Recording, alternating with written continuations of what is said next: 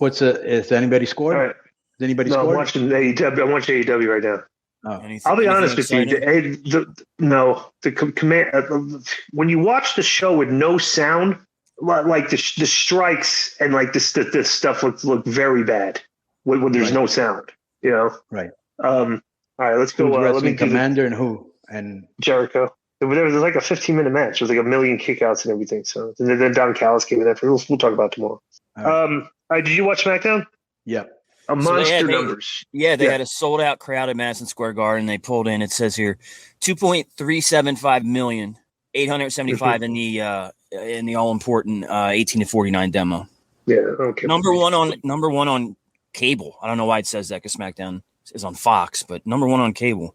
But maybe no. Okay.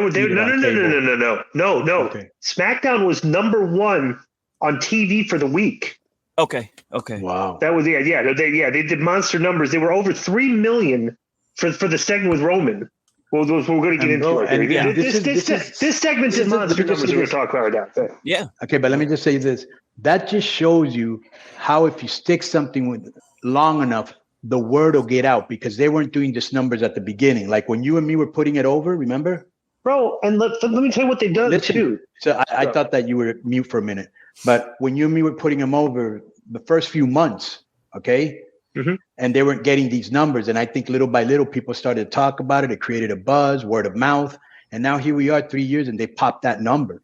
Yeah. And I'm going to go back for the next rehash and I'm going to find several clips of you guys who were calling for this Roman and Usos team for a long time before it ever happened. You know, I'm going to find a lot of that stuff, put it together as a rehash.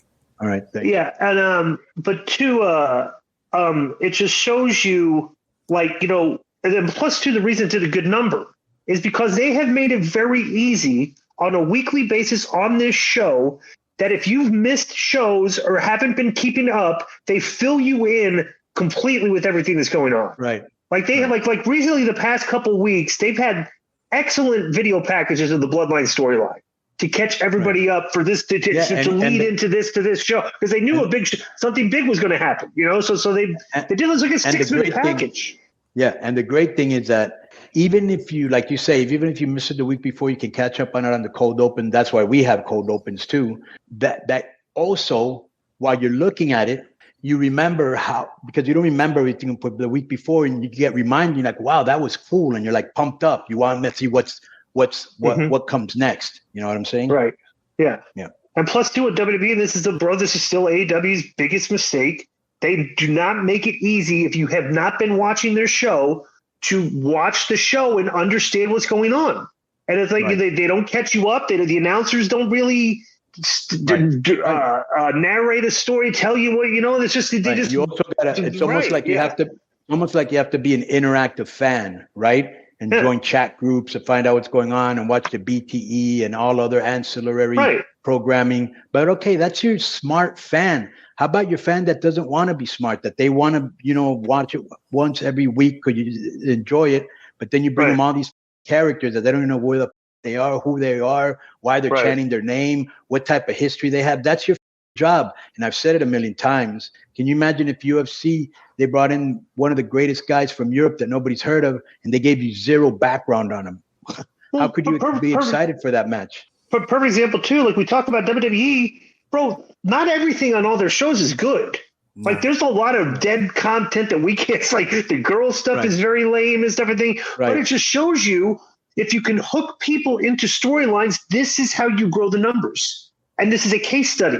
You know, like people are invested in this storyline and it drew monster numbers because it's episodic television. You know, so but what you can tell, let me say one last thing. What you can tell is that somebody's making the decision of, okay, all the top guys have to be in good storylines. Then after them, take care of this and this. The girls take care of these 5. Everybody else really don't give a. But bro, your job should be to try to get everybody over and everybody in a storyline. And if that's one thing I did like about Russo. Yep. So next thing is so SmackDown starts with Jimmy and Jay saying Roman was unbeatable, but guess what happened? Money in the Bank, we beat him. They gloated a little bit, and then Heyman came out, okay, and he said he was going to announce Exhibit 1 of the defense of Roman Reigns because Roman Reigns is on trial, trial here. I guess why was he on trial? Because he lost. Do we ever understand why? I think because he lost. So now he's been put on. Okay. I guess because the tribal chief can't lose. Because of all the shit he's been doing to them. And because of all the shit they've been doing to him. That's why they played the film clip. We'll get to that. Exhibit 1. Yeah. We'll get to that. Okay. So Heyman looked shocked and the Usos stood there. And next thing you know, Roman's music hits and we go to commercial break. So you know it's going to take him pretty long. It's going to be a long segment. But that's a good – Roman's coming out. So now we're So Roman stood and stoked. The place absolutely erupted when he came out. Yeah, so Roman stood and soaked the crowd's reaction. He asked for the mic. The crowd was chanting, "You got pinned." Roman angrily called out Madison regard to acknowledge him, and then they acknowledged him and then acknowledged himself that he got pinned. And last he checked, he was still the tribal chief, and he told Jimmy he isn't the tribal chief, and he told Jay he isn't either. He then declared the tribal court illegitimate, demanded to know who had the authority to put him on trial. He looked. What just happened here? This thing just went. Okay, I got a new iPad because I still have my computer. I'm reading this off an iPad that I bought today. He declared the tribal court illegitimate and demanded to know who had the authority to put him on trial. And he looked at Jimmy and Jay and said he wasn't going to manipulate him like they always do. They introduced a video package that he could try to spin it, and it was just a series of videos of Roman, brutalizing these guys and demanding obedience and manipulating them and stuff like that. And so when it was over, Roman acted horrified by the video package and said, "No, I didn't, and that's not who I am." And the crowd was really getting into this, right? He was just denying that he did all those things. Yeah. Right? So it was good. But then he said this is good. He said he did it for them and then pointed to everyone in the ring. And the crowd chants cuss with the order to be censored here because I guess they were cussing. So fans just don't need it. If you cuss at the shows, it ruins the televised product because on WWE, they're going to mute the sound, all right? So there's no reason to cuss. Roman said he did need the bloodline. The bloodline needed him. And he said he bent his moral compass for his family and the elders, and his reward is them compiling footage of his worst moments. So he's kind of upset at these guys for doing this. And Reigns continued to say he didn't ask for need the responsibility. He's got 5 children at home. He didn't ask to take on theirs too. This wasn't the vision that the elders laid out for him when he started, and it isn't what he wants. He said that he didn't want or need this anymore, and an umbrella service on the beach sounded real good to him right now. Roman insisted he was done with all of it and said if they wanted it, they could have it. So he tossed down the microphone and stepped up to Jay, and he took up his tribal chief necklace and started crying. Then he placed it on Jay's shoulders and took off the belt and dropped it on the floor. Then Roman got down on both knees while in tears, and Jay leaned into him when he couldn't hear what he was saying, but then he just low blowed him, right? And so he was selling. So then Jimmy jumped Roman and Solo pulled him off. Then the necklace was on the ground, and Solo was standing there staring at the necklace, and the crowd was chanting, "Pick it up," or "Put it on," right? So the Roman saw Solo looking at the chain. He picked up the necklace, and Roman asked for it back, and Solo hesitated, and both men got hit from behind by Jey Uso. Then Solo planted Jay with the Uranagi, and then both Solo and Roman beat down Jimmy on the floor. Jay tried to intervene, but Solo tied him up in the ropes on the apron. Then Roman grabbed the championship belt and blasted Jimmy with it multiple times, and picked up the top portion of ring steps and hit him with it twice. And Jay managed to free himself and beat down Reigns again, and Solo quickly put him back down with a Samoan spike, and he then tossed him over the announcer's table. And Roman told Solo to finish Jimmy. Then Roman splashed him off the guardrail of the barrier. Then he jumped off that and splashed him through the table. And Roman put his tribal chief necklace back on to end the segment and held up the Undisputed Championship. This was like a 30-minute segment. Yeah. Very good TV. What did you think? It was over 30. Sorry to interrupt. Over 35 minutes, and it says here that there were some in WWE that were nervous about giving it all that time. They thought it was going to lose viewers because it was too long, but that's not the case. No. They know how stupid that is. This is one of the greatest storylines in WWE history. The people are still hot, and Sami Zayn ain't even involved. I mean, bro, the highest rated segment in the history of the WWE. Okay, the Rock appreciation thing with "This Is Your Life" with Mick Foley. Right. Yep. Right. When it was done, Vince McMahon was pissed that it went so long. Yeah. Then they got the numbers back, and it was like, so you think they would learn from that? It's like, bro, like 7.1 or something. Yeah, it was crazy. Bro, you have a 2-hour block of television here to fill in with any type of content you could, but as long as you have some wrestling matches, fine. But you could have a whole show if the content is this good with just like vignettes. If they're this good. And then we'll do a monster number. That's what people don't really realize. When compelling TV is stuff that you don't turn the channel when it's on. And this is stuff you were not turning the channel when they were going through this, So right, there's been a slow, great burn, and the best part is Reigns was at his gaslighting best, and bro, as much wrestling as we've seen, for me to actually go, what's going on here? Even though I knew Reigns was going to get his heat back, just the fact that he knelt down at his feet like a peasant, and just was like, and I'm done with this, and here's the belt, and took off the lei. You're like, what? Like for a minute, you're going, what am I watching? I know that people were shocked, Then he was he retiring or something? Like, right. Yeah, he's suffering from mental health issues. Yeah.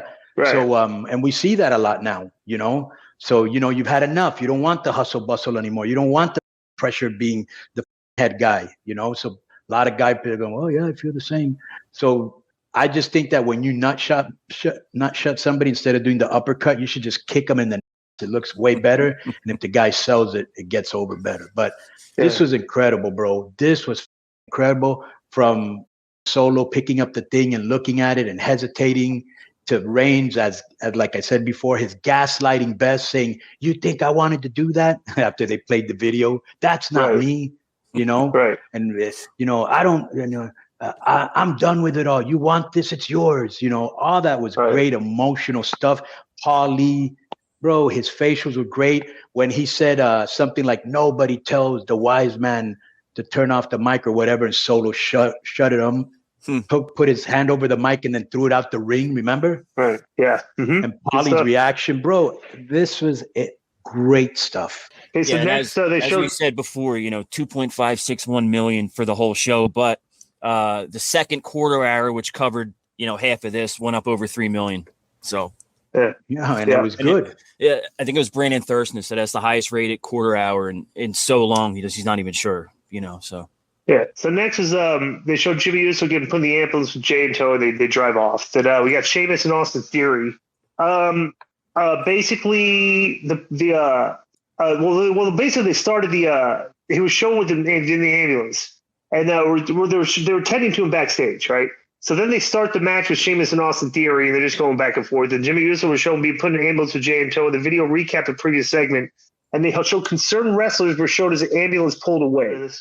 This was a good match, but you'll notice that all the matches seemed rushed, especially Cross's match and one of the girls' matches. We'll get to it because I think the main segment went too long. And who's going to tell them anything, especially after they pop this rating, right?